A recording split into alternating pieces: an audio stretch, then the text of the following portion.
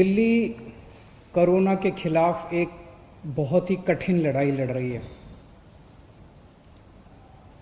आपका मुख्यमंत्री होने के नाते मैं आज आपके सामने इस कोरोना के खिलाफ दिल्ली का जो अभी तक का संघर्ष रहा है उसको संक्षेप में रखना चाहता हूँ। हमारी लड़ाई मार्च के महीने में, लगभग मार्च के महीने में शुरू हुई।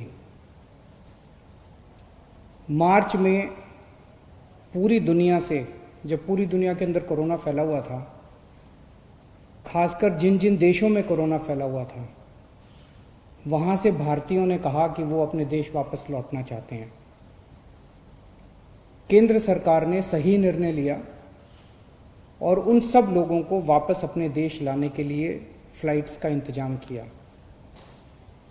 मार्च के महीने में विदेशों से, खासकर उन देशों से जहां पर कोरोना ज़्यादा फैला हुआ था, 35,000 लोग दिल्ली आए। इन लोगों को एयरपोर्ट पे स्क्रीन करते थे, देखते थे कि बुखार है क्या। कुछ चंद लोग जिनको बुखार था उन्हें आरएमएल सफदरजंग में भर्ती कराया और बाकी सबको घर भेज दिया।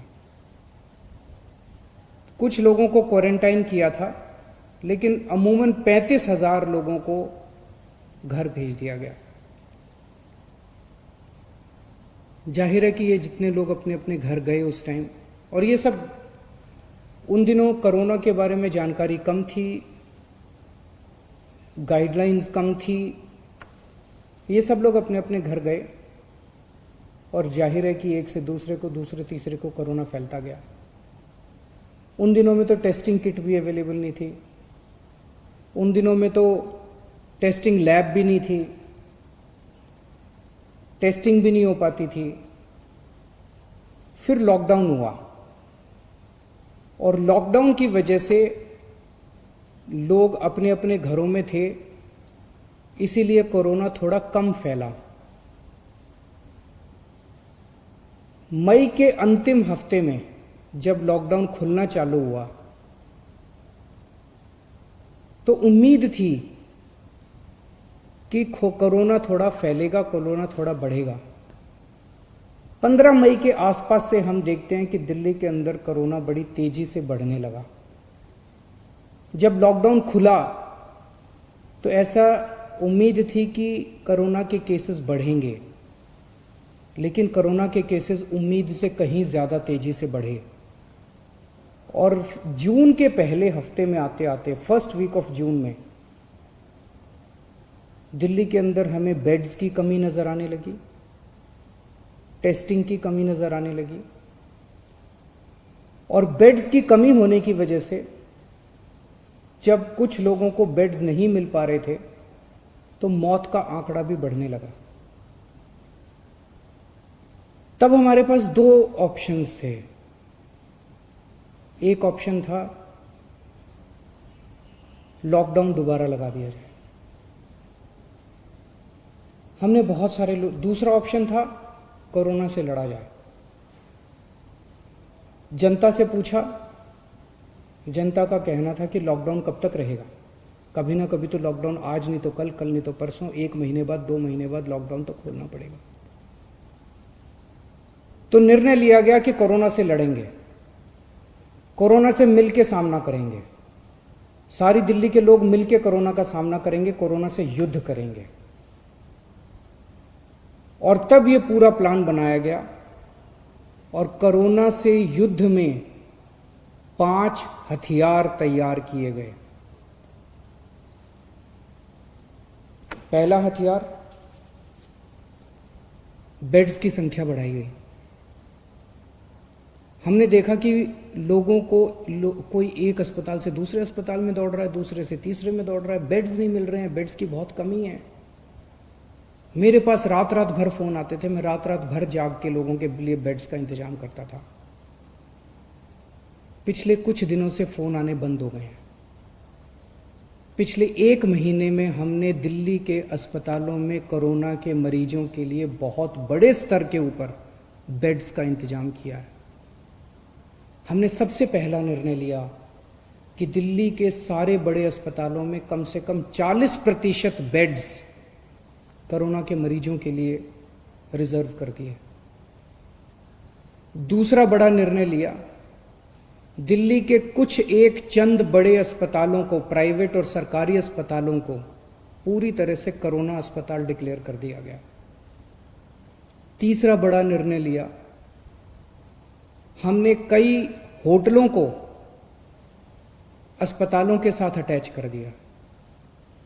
तो अस्पताल में 100 बेड हैं, लेकिन होटल में 200 बेड और लग गए, तो उस अस्पताल के 300 बेड हो गए एक तरह से। इस तरह से अस्पतालों की कैपेसिटी बढ़ाई हमने। होटल नाराज हुए, होटल कोर्ट में गए, हमने कोर्ट में लड़ाई लड़ी और कोर्ट में लड़ाई जीत गए और 3,500 बेड्स हम लोगों ने होटल के अंदर पिछले 1 महीने में हमने तैयार किए हैं। अब राधा स्वामी सत्संग ब्यास में 2,000 बेड्स और तैयार हो चुके हैं। 10,000 बेड्स बहुत जल्दी तैयार हो जाएंगे। बुराड़ी अस्पताल जो अभी कंस्ट्रक्शन चल रहा था, उसको टेम्पोरेरी बेसिस पे 450 बेड्स वहाँ तैयार कर दिए। तो पिछले 1 हफ्ते में पहला हथियार हमारा ये था, कोरोना के खिलाफ युद्ध में हमारा पहला हथियार था कि बेड्स की संख्या बहुत बड़े स्तर पे बढ़ा दी जाए। जून के पहले हफ्ते में दिल्ली में अस्पतालों में बेड्स नहीं मिल रहे थे। आज कोरोना के जितने बेड्स हैं, 13,500 बेड्स हैं दिल्ली में, जिसमें से 7,500 बेड खाली पड़े हैं। केवल 6,000 बेड्स ऑक्यूपाइड हैं। अभी बेड्स की फिलहाल कमी नहीं है, प्राइवेट में भी और सरकार में भी। लेकिन हमें हाथ पे हाथ रख के नहीं बैठना। अभी आगे का भी हम इंतजाम कर रहे हैं, और भी बेड्स खाली पड़े रहे बेड्स, लेकिन बाई चांस कल को कोरोना बढ़ गया तो उसकी तैयारी करनी है, इसलिए और भी खूब बेड्स का हम इंतजाम कर रहे हैं। दूसरा हथियार हमारा था टेस्टिंग एंड आइसोलेशन। जून के पहले हफ्ते में हमने देखा कि लोगों को टेस्टिंग करने के लिए धक्के खाने पड़ रहे थे। कुछ टेस्टिंग लैब्स ने गड़बड़ करनी चालू कर दी। पॉजिटिव को नेगेटिव दिखा देते थे, नेगेटिव को पॉजिटिव दिखा देते थे। उन लैब्स के खिलाफ एक्शन लेना पड़ा और हमने कई सारे कदम उठाए। जून के पहले हफ्ते में जहां डेली 5,000 टेस्ट हो रहे थे, आज दिल्ली में 20,000 टेस्ट डेली हो रहे हैं। देश में लगभग सबसे ज़्यादा टेस्ट डेली दिल्ली में हो रहे हैं। 20,000 टेस्ट डेली। अब किसी की शिकायत नहीं आ रही है कि टेस्टिंग में दिक्कत है। टेस्टिंग एंड आइसोलेशन, हम टेस्ट करते हैं, खूब टेस्ट कर रहे हैं, जम के टेस्ट कर रहे हैं, गली गली में टेस्ट कर रहे हैं और आइडेंटिफाई करते हैं कौन कोरोना का मरीज है और उसको आइसोलेट कर दो, कौन कोरोना का मरीज है उसे आइसोलेट कर दो। बहुत बड़े स्तर पे दिल्ली में चल रहा है और इसके लिए मैं खास तौर से केंद्र सरकार का शुक्रिया अदा करना चाहता हूँ, जिन्होंने हमें रैपिड टेस्टिंग की में मदद की। एंटीजन टेस्ट्स, उन्होंने पहले हमें कुछ किट्स दिए, अब तो हमने 6 लाख किट खुद भी खरीद लिए, लेकिन पहले एंटीजन टेस्ट शुरू करने के किट्स हमें केंद्र सरकार ने दिए, परमिशन दी, हमारा हाथ पकड़ के हमें करना सिखाया। इसके लिए हम केंद्र सरकार के आभारी हैं। तीसरा हमारा हथियार था कोरोना की लड़ाई में, तीसरा हथियार है oximeters and oxygen concentrators. Corona में सबसे बड़ी दिक्कत होती है कि ऑक्सीजन की कमी हो जाती है और ऑक्सीजन की कमी होने से आदमी की डेथ हो जाती है। तो हमने जितने लोग घरों के अंदर अपना इलाज करा रहे हैं, सबके घरों में ऑक्सीमीटर भेज दिए। ऑक्सीमीटर होता है, उससे आप अंगूठा डाल के और पता कर लेते हो कि आपके अंदर ऑक्सीजन कितनी है। तो हमने सारे पेशेंट्स को बोला, वे घंटे 2 घंटे में अपनी चेकिंग कर लेना, अगर आपकी ऑक्सीजन का लेवल कम हो हमें फ़ोन कर देना, हम आपके घर ऑक्सीजन भेज देंगे और आपको अस्पताल में शिफ्ट कर देंगे। तो ऑक्सीमीटर जो है एक तरह से सुरक्षा कवच का काम कर रहा है अपने कोरोना के मरीजों के लिए। और ऑक्सीजन कॉन्सेंट्रेटर, अगर कोई अस्पताल में आए तो उसको ऑक्सीजन की सिलेंडर की और उसकी कमी नहीं होनी चाहिए। इसीलिए हम कोशिश कर रहे हैं कि सरकार के हर बेड में ऑक्सीजन की व्यवस्था हो। तो लगभग 4000 ऑक्सीजन कॉन्सेंट्रेटर खरीदे हैं। ऑक्सीजन कॉन्सेंट्रेटर होते हैं जिससे आपको ऑक्सीजन मिल सकती है। तो हम कोशिश है कि दिल्ली सरकार के हर अस्पताल के हर बेड के ऊपर आपको आज ऑक्सीजन मुहैया कराने की कोशिश की जा रही है। तो ये हमारा तीसरा हथियार है। चौथा हथियार है आज कोरोना के इस खिलाफ युद्ध में प्लाज्मा थेरेपी। इसमें दिल्ली ने पूरे देश के लिए एक तरह से रास्ता दिखाया। सबसे पहले प्लाज्मा थेरेपी दिल्ली में ट्राई की गई, 29 मरीजों को दिया गया। 29 मरीजों के ऊपर ट्रायल काफी सक्सेसफुल रहा। उसके नतीजे हम लोगों ने केंद्र सरकार को ड्रग कंट्रोलर ऑफ इंडिया को दिए, और drug and controller of India ने उसके बाद फिर दिल्ली सरकार के अस्पतालों में भी और अन्य प्राइवेट और केंद्र सरकार के अस्पतालों के लिए भी मंजूरी देनी चालू की है प्लाज्मा थेरेपी से। अब प्लाज्मा थेरेपी जो है वो कई लोग इस्तेमाल कर रहे हैं। जो पेशेंट बहुत सीरियस हो जाते हैं, वेंटिलेटर पे चले जाते हैं या मल्टी ऑर्गन फेलियर हो जाता है, उनके ऊपर तो प्लाज्मा थेरेपी ज़्यादा काम नहीं करती, लेकिन मॉडरेट पेशेंट्स को की हालत को और ख़राब होने से बचाती है प्लाज्मा थेरेपी। तो ये प्लाज्मा थेरेपी हमारा चौथा हथियार है। और पांचवा हथियार है सर्वे एंड स्क्रीनिंग। आज से दिल्ली के अंदर सेरोलॉजिकल सर्वे शुरू हो रहा है। 20,000 लोगों का सेरोलॉजिकल सर्वे होगा। घर घर के अंदर जाके सेरोलॉजिकल सर्वे कर रहे हैं, जिससे पता चलेगा कि दिल्ली में किस लेवल पे कोरोना फैला हुआ है। इस तरह के और भी खूब सर्वे और स्क्रीनिंग चलते रहेंगे। तो ये 5 हथियार हमारे हैं कोरोना के खिलाफ।